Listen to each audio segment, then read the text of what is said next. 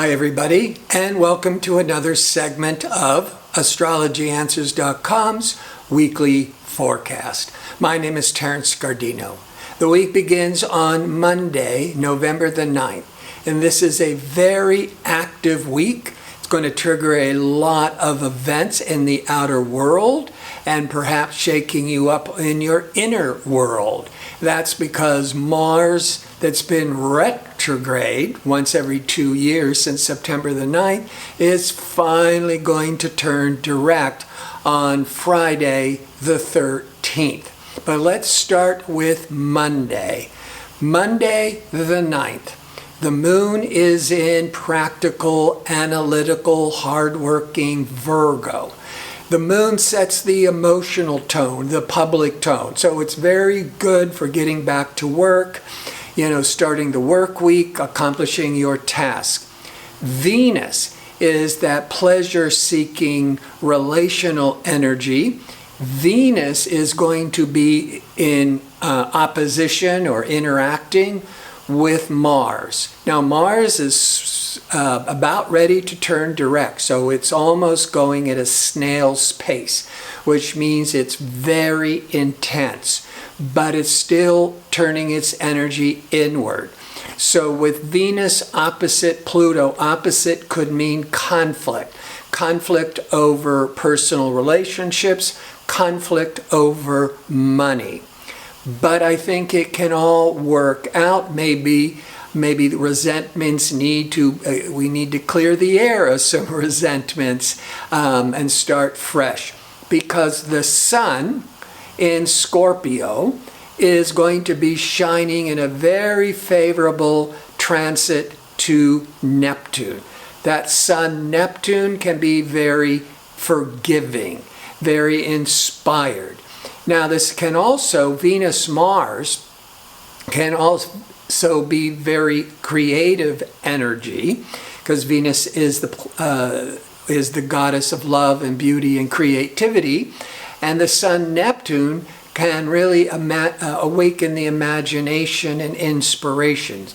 So Monday could also be a highly creative day, but sun Neptune could also be about wanting to help those less fortunate, and you might have a lot of that Venus-Mars. There may even be a lot of passion to make a difference helping others. Tuesday, Communicative Mercury is now back in Scorpio. It had retrograded.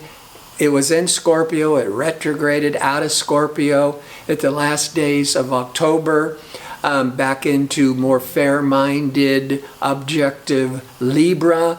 And now on the 10th, on November the 10th, Tuesday, now Mercury for the next several weeks will go back to Scorpio. Scorpio rules psychology, the underworld, research. That is where our mind can go.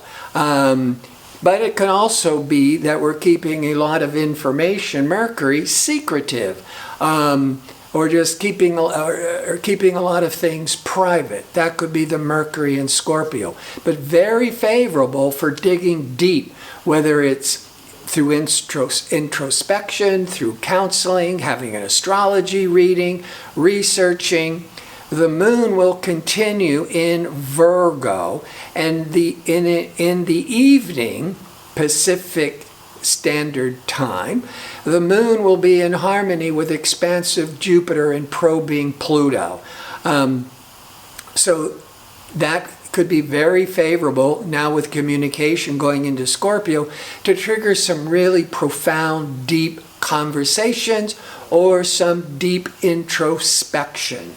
Wednesday, the moon goes into Libra at 8:10 a.m. Pacific Standard Time for those next couple of days.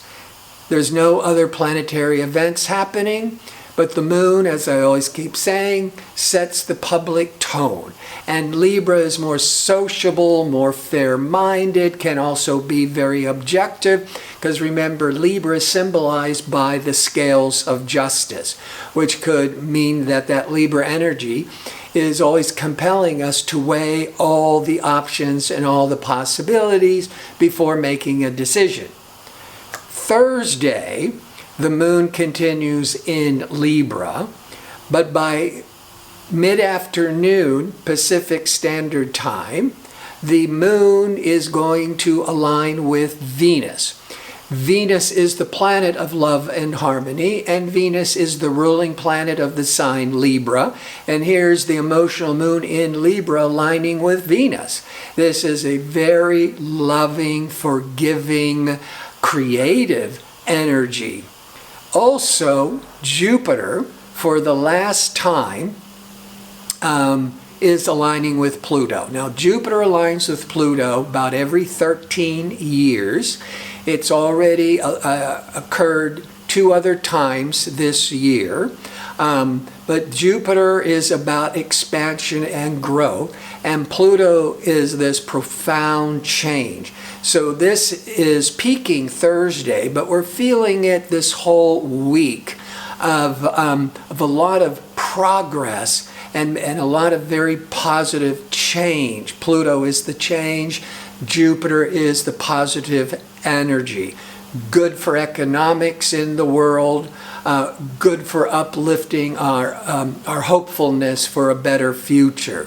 Friday, now the Mars is officially going to start moving forwards. It's going to take a good week or so for the Mars to be back to its regular speed, like Mercury going direct, Mars going direct. The energy is still sluggish, but at least it's now swimming with the current. Maybe the current is a lot slower, but at least you're not swimming against the current. So Mars going direct in Aries, we can start to go after our goals, get back to exercising, being much more ambitious and assertive. And that's going to go along with that Jupiter-Pluto that peaked on Thursday. But it's this whole week, going into early next week, that Jupiter-Pluto is certainly awakening a lot of positive growth.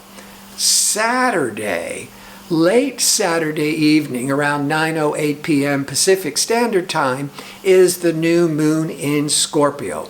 A time that's drawing our attention, our priorities to a new area of your life, depending how Scorpio affects you.